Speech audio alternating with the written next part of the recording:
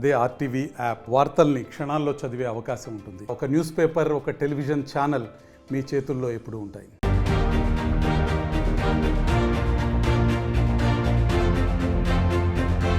రైతు భరోసా అమలు కోసం రేవంత్ సర్కార్ కీలక నిర్ణయం తీసుకుంది. 7 ఎకరాల లోపున్న రైతులకే ఈ పథకమని వెల్లడించింది. సంక్రాంతి నుంచి ఈ పథకాన్ని అమలు చేస్తామని తెలియజేసింది. రైతు సంక్షేమాన్ని దృష్టిలో పెట్టుకుని తెలంగాణ సర్కార్ రైతు భరోసా పథకాన్ని తెరమీదికి తెస్తోంది. ఈ పథకాన్ని 7 ఎకరాలకు పరిమితి చేసింది.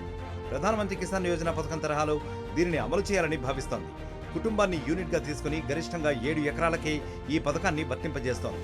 అందుకోసం ప్రభుత్వ ప్రణాళికలను సిద్ధం చేస్తోంది. రైతు బంధు కింద ఇంతవరకు ప్రభుత్వం ఎకరానికి 5,000 రూపాయల చొప్పున సాయం అందిస్తోంది. ఖరీఫ్ రబీ సీజన్లకు ఎకరానికి 2 దఫాలుగా 10,000 రూపాయలను ప్రస్తుత ప్రభుత్వం ఇస్తోంది. గత బీఆర్ఎస్ ప్రభుత్వం రైతు బంధును ప్రారంభించింది. 2018-19లో ఎకరానికి 4,000 చొప్పున 2 సీజన్లకు 8,000ను అందజేసింది. తర్వాత 5,000కు పెంచారు.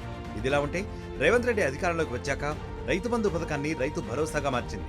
ఈ పథకంలో మార్పులు చేర్పులకు శ్రీకారం చుట్టింది.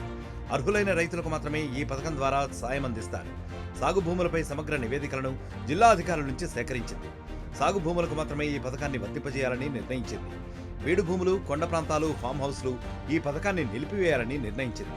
రైతులకు ఏటా 2 విడతలుగా 7,500 రూపాయల చొప్పున సాయం అందించడానికి రేవంత్ సర్కార్ ప్లాన్ చేసింది. సంక్రాంతి నుంచి సాయం అందించడానికి ప్రణాళికలను ఇప్పటికే సిద్ధం చేశారు. ఐటీ చెల్లింపుదారులకు, ప్రజాప్రతినిధులు, ప్రభుత్వ ఉద్యోగులకు ఈ పథకం వర్తించదని తెలంగాణ సర్కార్ తెలియజేస్తుంది.